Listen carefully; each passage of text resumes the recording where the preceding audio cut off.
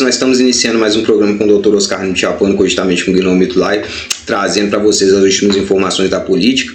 O negócio lá do Gilmar Mendes lá tá pegando fogo, né? Porque ele decidiu que só o PGR pode pedir, né, o impeachment de ministro, e ele tá trazendo aí pra gente essas últimas informações. Então não esqueça de se inscrever, curtir, compartilhar e fazer as doações pelo Pix. Então vamos começar mais uma live com o Dr. Oscar Nitiapano, espero que vocês gostem. O Congresso amplia a prisão ao Supremo Tribunal Federal após decisão de Gilmar. Ele falou com o integrante do parlamento, como ele está relatando agora.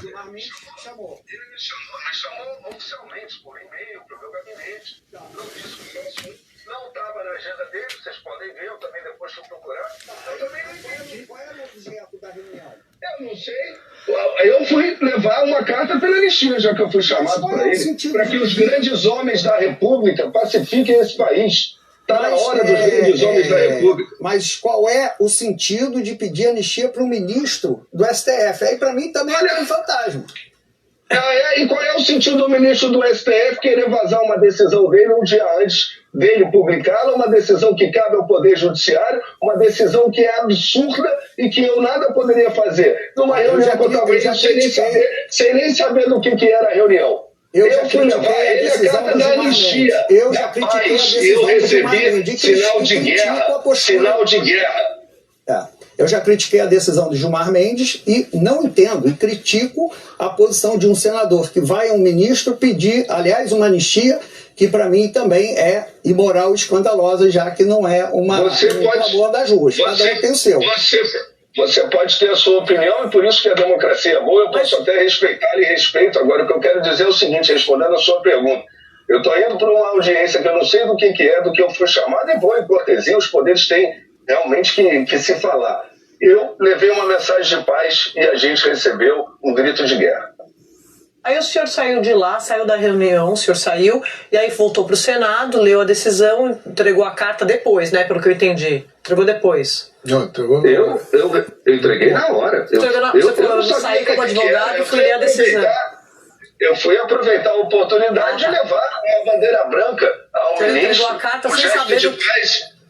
Não sabia qual era o teor do que ele queria falar comigo. E peguei o calhamaço de material que ele me deu, com pareceres, com a própria decisão, né?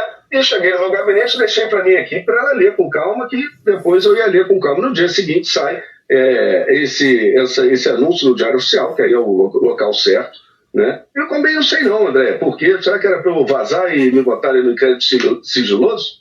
Sei lá, né? Aí uma pergunta, aí o senhor não comentou com o Davi Alcolumbre e com ninguém. Aí quando sai a decisão, no dia seguinte, o que os senadores falaram para o senhor? O que o Alcolumbre falou com o senhor?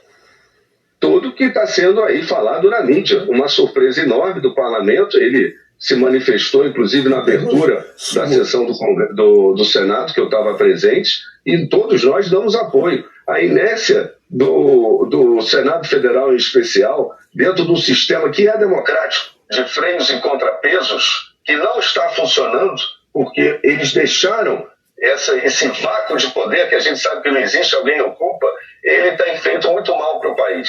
Existem propostas, outras, fim de decisão monocrática, mandato para ministro do STF, a minha PEC 45, né, que eu apresentei, porque o Poder Judiciário está distante do STF. Quando o ministro Fux sair, se eu não estou enganado, não vai ter mais nenhum ministro de carreira. Só vão ter os amigos dos amigos. Né? Eu também tenho muitos amigos, advogados talvez até melhores do que muitos que estão lá.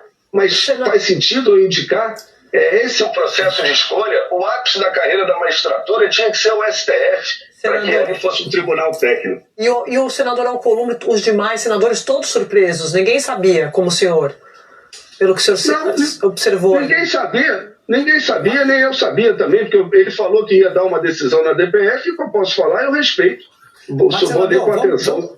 Vamos voltar para a reunião. Então, o senhor recebe e ele diz que isso, toma aqui, senador, eu estou lhe entregando uma decisão sem explícito. Ele disse que ia dar. Ele disse que tinha, e a gente já sabia, todos sabiam que tinha uma DPF, que foi combinada, né, com a Associação dos Magistrados, porque Tudo nesse país está tudo na prateleira. Né? No dia seguinte, a AGU já entra logo no dia seguinte com a petição, dizendo, isso aqui está errado, mas isso aqui é bom.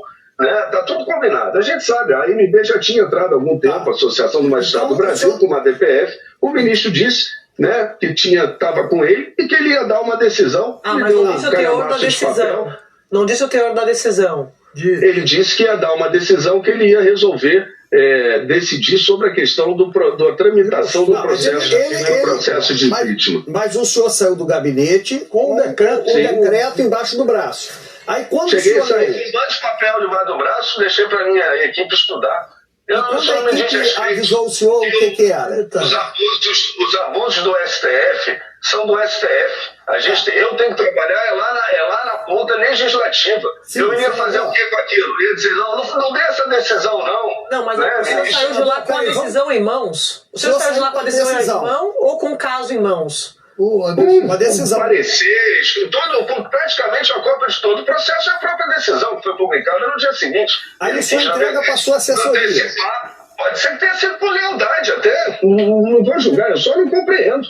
Porque aí o senhor leva ele daria a decisão de qualquer maneira, não é isso? Ele não está se lixando para o Congresso, para o Legislativo. Já avocou as funções todas. Senador, aí o senhor entrega para a sua assessoria. Quando é que a sua assessoria liga para o senhor e fala, é gol. É gol. Como o senhor diz, quando é que... Aliás, eu tive com o Valdo lá no cafezinho do Senado, lembra, Valdo? Tava um dia muito corrido, muito apertado. Não contou pro Valdo, pô? Não, porque aí que tá. Hoje em dia a gente tem que ter medo até da sombra, né? Tem gestos obscuros que a gente não sabe nem qual é o propósito. Né? Vai que eu vazo a decisão que eu não saio no Diário Oficial, amanhã dizem que eu peguei, sei lá da onde, isso não vai mudar em nada. A nossa vida é muito corrida. A nossa vida, Otávio, é muito corrida lá no Senado Federal. Né? A sua assessoria não leu no dia que o senhor entregou. Quando a sua assessoria ligou para o senhor e disse, Portinho mudou tudo. Não, a minha assessoria só mandou no dia seguinte. Isso é 4 da tarde. Os senhores não leram no dia. Os senhores não leram no dia. Tomei um cafezinho aí com o Valdo. E aí depois tive outros afazeres. Teve o Prêmio Esfera, que eu fui agraciado. Mas, senador, o senhor sai com uma decisão em mãos do Supremo, o senhor não tem curiosidade de ler? No dia.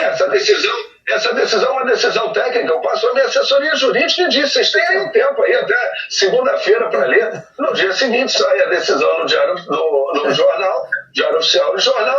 A minha assessoria me manda. Eu falei, agora entendi porque eu fui chamado. Então o senhor não sabia o senhor não sabia o teor. O senhor sabia que tinha alguma coisa, mas não sabia o que era. Não, sabia que ele estava decidindo sobre o rito do impeachment. E que já existiu uma DPF. Segunda-feira, senador. Um negócio tão importante e que tem a ver com o Senado, se deu um prazo até segunda-feira? Oi? Não sei, ele não me disse quando é que ia sair, ele falou que ele ia soltar uma decisão. Mas isso não me diz respeito, Otávio, minha função é legislativa. A gente tem que parar de achar que o legislativo vai influenciar o judiciário, o judiciário vai influenciar o legislativo. Não é assim.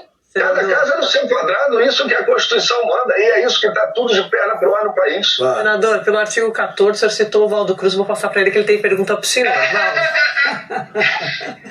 Senador, olha só, sabe que o programa da André tem uma audiência elevadíssima, né? Então, quem estava nos assistindo agora era o ministro Gilmar Mendes. Está assistindo a gente o ministro Gilmar Mendes. Eu acredito que ele foi leal em fazê-lo, pode ter sido.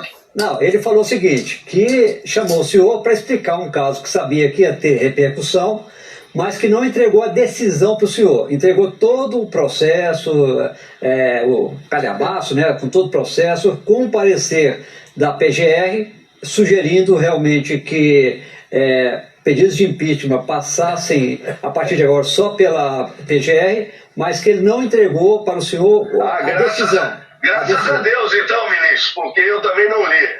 Eu sou disso que tinha os pareceres.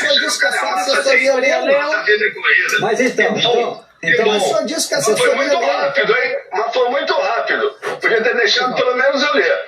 Não, mas ele disse que ele conversou com o senhor para explicar a decisão, sabe que a decisão é polêmica, procurando... Não, ele não antecipou mérito da decisão em momento nenhum na conversa. Não, ele está falando isso. Nós falamos que o país não vai sobreviver a uma crise institucional de impeachment de 11 ministros, um a cada vez. E eu disse a ele que, por curiosidade, eu tinha trazido uma carta, que era uma carta de paz, que só a anistia ia zerar a pedra. E a anistia atinge, inclusive, os próximos ministros do STF, que para muitos cometeram abusos, né? E eu concordo em grande parte. E é só a anistia, que serve para todo mundo, né? E esse foi a tônica da minha conversa. Ele não antecipou as razões de decisão, ele apenas disse que ia decidir, me entregou um calhamaço, eu não tive tempo de ler. Que bom que não tinha lá a decisão, então era o parecer da própria Procuradoria, melhor assim. E talvez então ele tenha sido leal de ter antecipado a decisão. Podia ter me dado um tempinho para eu ler só um pouco mais,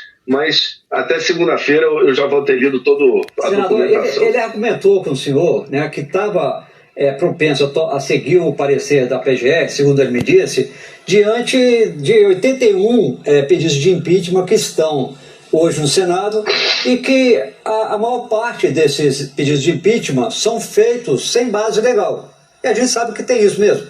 Pode ter lá pedido de impeachment correto, com base legal, mas a maior parte não tem base legal, é muito mais um pedido político. O senhor concorda que um pedido de impeachment de ministro do Supremo, aí estou perguntando a sua opinião pessoal, pode ser feito só com base política ou tem de ser embasado juridicamente? O que eu acho, tenho certeza que essa avaliação cabe à consultoria legislativa do Senado, essa avaliação cabe aos senadores e a partir do início da tramitação de um processo de impeachment que depende que o presidente do Senado abra esse processo, né? Eu acho que isso é um assunto legislativo. E sobre impeachment, seja de ministro, seja de presidente da República, a gente já viveu alguns, eu já estou mais velho, como vocês também já vivemos alguns no país, e a gente sabe que impeachment é muito mais uma decisão política, né? Impeachment é uma decisão política. Inclusive, para dar um exemplo, no próprio impeachment da Dilma, né, fragmentaram, ela não ficou com os direitos políticos dela suspensos, não é verdade? Mas isso também foi uma excepcionalidade, né?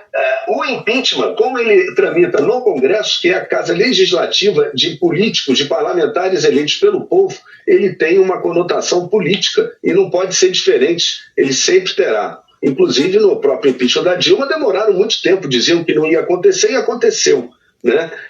Com relação ao impeachment ministro do STF, a gente nunca viveu isso é muito ruim, e isso eu disse ao ministro Gilmar, isso é muito ruim para qualquer país, para qualquer democracia, porque isso é uma crise institucional sem fim.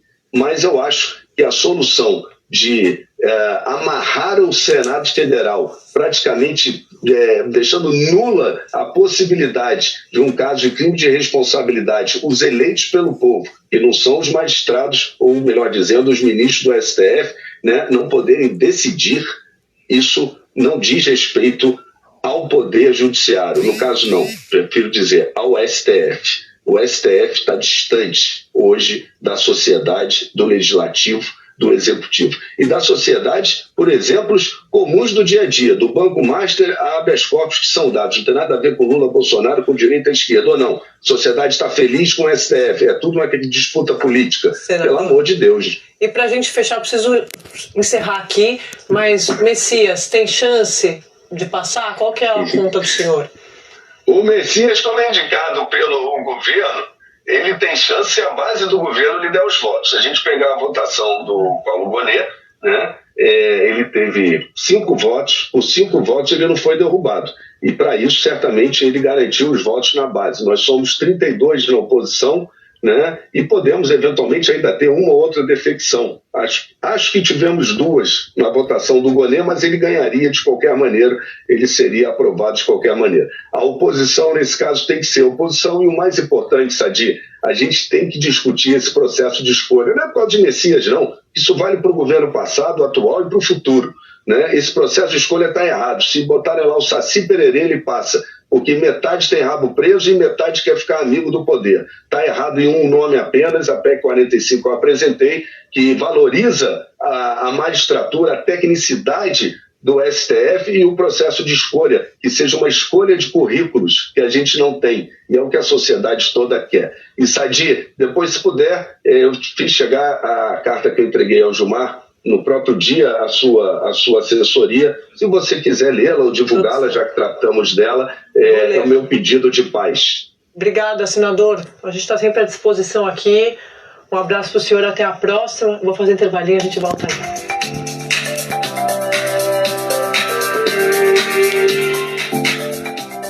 Bom, com este posicionamento de flagrante crime elaborado por Senado e também pelo Judiciário, Supremo Tribunal Federal, em ação monocrática, conjuntamente com a PGR, conforme relato testificado pelo Gilmar Mendes, que está ouvindo a confissão deste senador, ao qual ele não levou a sério que o Supremo Tribunal Federal passa a ser o legislador, o presidente da República Federativa do Brasil, e cuja base do Supremo Tribunal Federal é o governo da China, o Brasil entregou a sua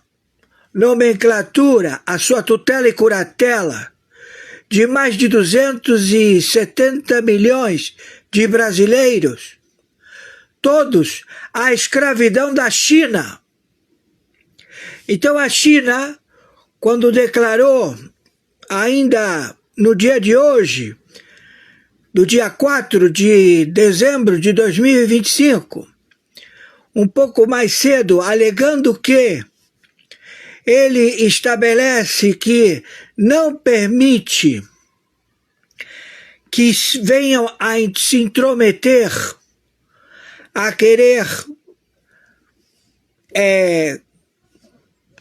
julgar o comportamento do Brasil com relação à China e a China com relação ao Brasil.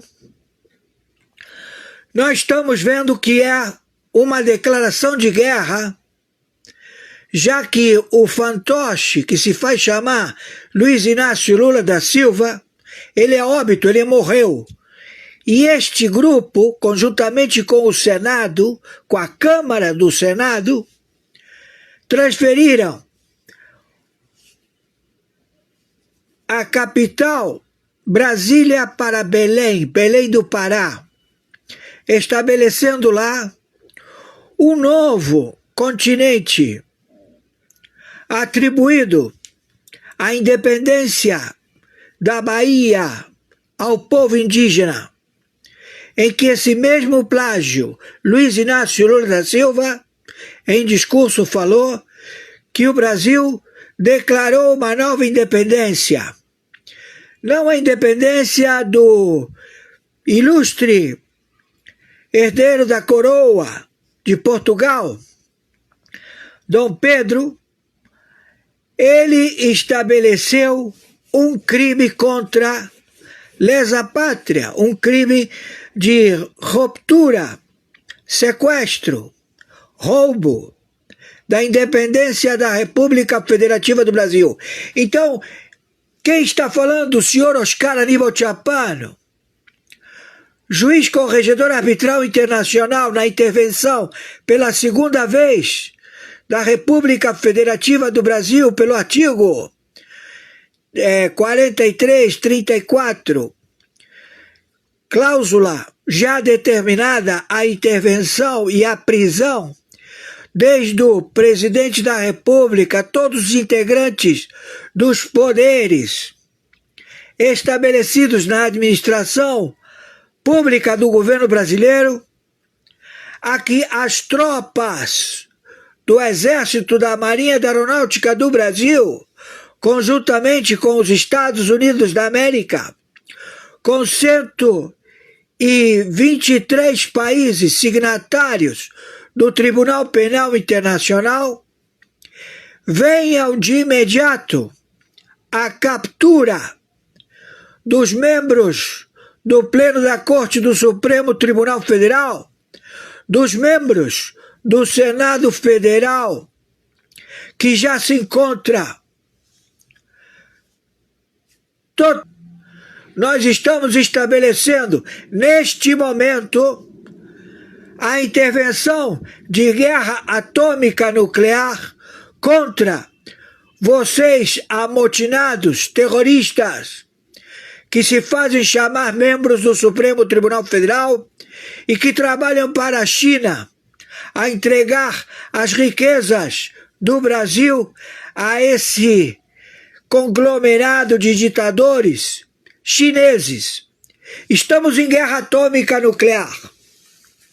Então, a partir de hoje, neste momento, 4 de dezembro de 2025, horário 14h04 da tarde, a sua declaração, o seu posicionamento, Gilmar Mendes, que não é monocrático.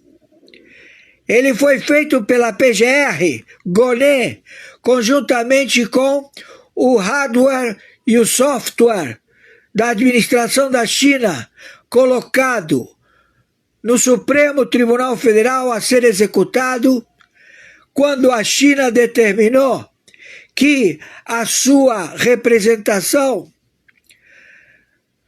de poder de Estado foi transferido para o Hotel Blue Tree de Brasília, onde a sede da capital China está no prédio do Blue Tree, do Distrito Federal. Então nós estamos com um invasor e um grupo de amotinados que declarou tomar o Brasil, tomar todas as riquezas do Brasil, colocar o povo brasileiro em escravidão. Estamos em guerra do Senado Federal, que todos eles se venderam, não fizeram absolutamente nada e deram um golpe, chamar Luiz Inácio Lula da Silva. Estamos entrando com a CIA, com o Mossad, com 123 países ao combate. Pedimos que a população em peso do Brasil marche imediatamente para Brasília, na condição já de recuperar as terras, recuperar a TV Globo, da CNN. Tomaram o continente Brasil e querem tomar também os 10 países fronteira seca com o Brasil e 7 do Caribe. Então, vamos bombardear, vamos estabelecer já o bombardeio a todos estes que são poucas cabeças. Não é o total da população que reside a comunidade do euro, que quer se estabelecer tomando todas as riquezas em todo o planeta. E o seu objetivo é destruir a Arábia Saudita, é destruir Doha, é destruir todo o povo muçulmano. Não vamos permitir. Vocês são algozes, terroristas, travestidos de funcionários públicos. Quem está falando é o interventor, o senhor Oscar Aníbal Chapano, árbitro na função juiz corregedor internacional da arbitragem internacional. A investigação do conluio, dos planos quinquenais, da cleptocracia, tradução da palavra cleptocracia, sociedade de ladrões, de 196 países. Identificamos todos vocês, e todos vocês anelam em tomar todas as riquezas do universo, com a ciência e os recursos que até então o CEO do Banco BIS, B de bola, BIS, BIS, do banco em Basileia, na localidade de Basileia. Então a administração financeira do Brasil, ela não foi feita pelo Banco Central, ela sempre esteve trabalhando para 56 bancos centrais do narcotráfico a estabelecer a administração financeira do país, pagando a outorga de Basileia, ou seja, 80% do capital inicial de qualquer agência bancária lhe permitiria você, agências do Bradesco, do Itaú, da Caixa Econômica, do Banco do Brasil, do BTG, de qualquer banco que chegasse e pagasse o tratado do Banco BIS em Basileia, 80% do capital inicial, a roubar a população do país, a roubar, a atrocidade no crime de anatocismo, juros sobre juros, ou seja, o crime tributário contra a população do Brasil. Então, brasileiro, você que ainda tem culhões roxos, que ainda tem moral, você saiba que você está sequestrado por esta organização Foro de São Paulo, Grupo de Puebla, pela China. Então nós estamos no combate.